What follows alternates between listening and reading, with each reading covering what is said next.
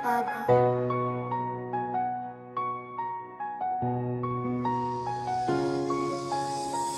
mangkukulam ano, kaya mo pa ba lumaban sa aking harapan? O napipigilan ka na lang dahil nahihirapan ka na sa sobrang init sa aking pagbuga?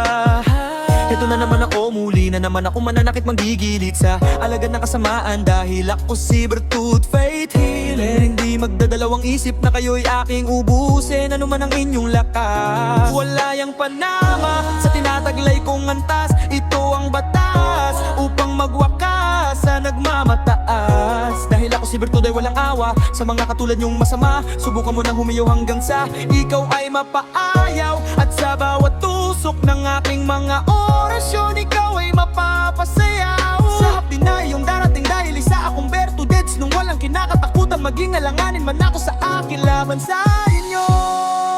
Hindi ito magiging lang sa aking kakayahan, dahil tanging Diyos lamang ang aking sinasandalan. Let's go say, healer, walang awang kumatay ng buhay hanggang sa inyong ikamatay. Isang liwanag na nagmumula sa kataas-tanang sanang siyang babalot sa inyo madidilim na kasamaan.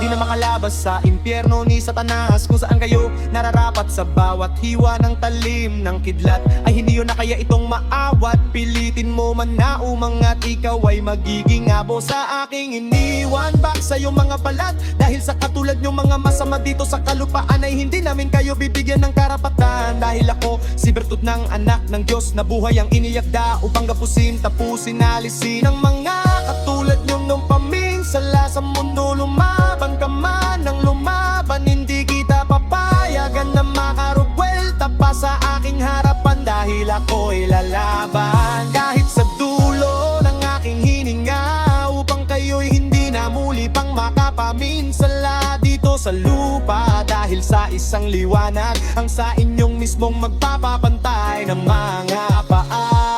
Bertut Faith Healer, walang awang kumatay ng buhay hanggang sa inyong ikamatay. Isang liwanag na nagmumula sa kataas-taasan ang siyang babalot sa inyo madidilim na kasamaan.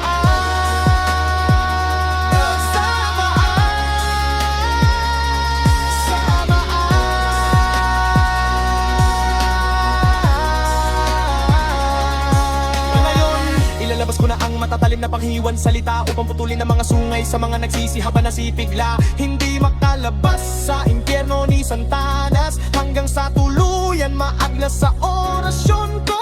Ito ang batas upang magwakas sa nagmamataas na wala naman talagang lakas o antas. Dahil sa aking mga ibinibigkas, dahil ikaw ang panimula upang kayo'y tuluyan na maagnas. Magsama ka pa ng malakas, hindi ako